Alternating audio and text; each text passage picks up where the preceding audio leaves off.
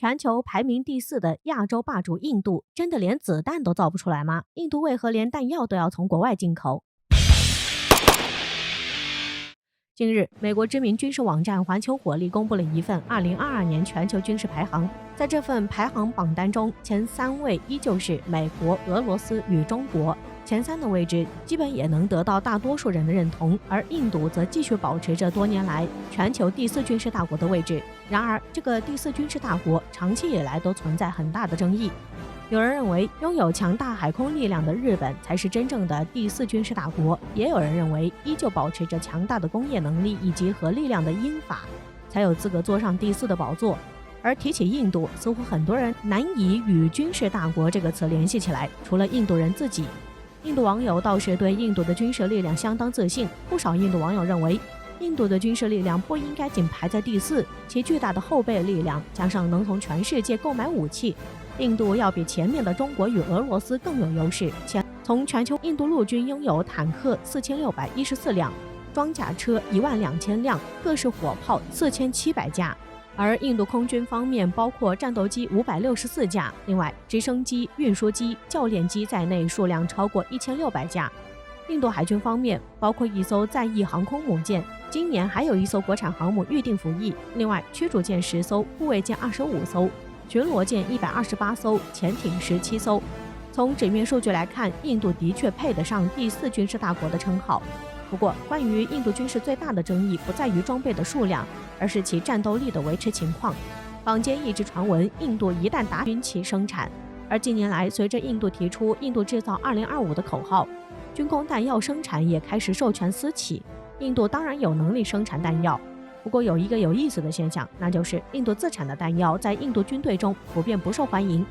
导致印度军工厂对子弹与炮弹自产的意愿并不强烈，这又是怎么一回事？我们来看一则《环球时报》在去年引援印度陆军的一份报告。该报告称，印度陆军认为国有的军工企业缺乏必要的质量控制手段，导致旗下部门生产的弹药存在质量问题。这一点也说明印度有生产弹药的能力，只是能生产弹药与能生产合格的弹药不是一码事儿。这里举一个实例，在2016年的时候，印度耗资7.5亿美元从美国购买了一批 M777 榴弹炮。而为了拉拢印度，美国也破天荒地表示愿意将该火炮的技术转让给印度，这让印度人十分兴奋。最后，美国人送来了首批2门 M777 榴弹炮，而印度军队随后进行了射击展示，结果当场就有1门火炮炸了膛，弄得在场众人傻眼。在随后的调查中，印度人竟把火炮炸膛的原因归结为火炮自身的轴承。但美国都愿意将其技术转让，说明也是事先得到了印度的肯定，想必美国自己肯定不想来背这个锅。而后续的故事原因揭晓，让印度民众破防了。原来在引进火炮后，为了省钱，印度这次只在美国人那里买了炮，没有买炮弹。而此次射击，印度人用了自己工厂生产的炮弹，结果工艺不合格，与美国炮不兼容，然后就发生了炸膛事故。因为 M777 榴弹炮采用的是155毫米炮弹，而此前印度在上世纪80年代从瑞典订购的 FH-77B 155毫米榴弹炮，此后有对其进行仿制，研制了国产达努什火炮，因此印度人也自行生产155毫米炮弹。但是美国炮与瑞典炮以及印度炮除了口径，其他参数都不相同，加上印度炮弹本身劣质，导致炮弹在升管运动状态不稳定，最终炸膛。从上述这个例子，我们就不难发现为什么印度军队都不愿意用自己的炮弹了吧。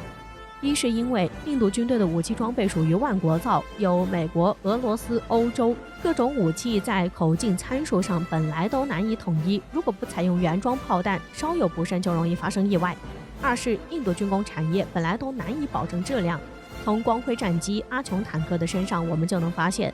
虽说生产弹药也并非需要很高的技术，但作为消耗品，其工序的讲究可一点也不低。以印度军工厂一贯的表现来看，产品合格率堪忧，印度军队不想用也是正常的。此外还有一点，印度军工厂在弹药制作上的技术欠缺，导致印度弹药价格一直比进口的还高。在这种情况下，印度军队还不如买国外的弹药，至少安全性与价格都优于自产的。再加上印度军工采购的腐败也是出了名的，军方人员也明白，从国外进口武器能拿到的回扣要更多，因此也不想去扶持国内的军工厂。从印度生产弹药这事儿一言以蔽之，很多人对印度军工了解可能会存在一些误区，因此导致印度不能自产弹药这样的言论流传，这还的确委屈了印度人。但另一方面，从印度生产弹药中，我们的确能看出印度一直以来存在的毛病，也难怪会被各种吐槽了。印度当然有能力造子弹，只不过造得出来和造得出来好用不是一码事儿罢了。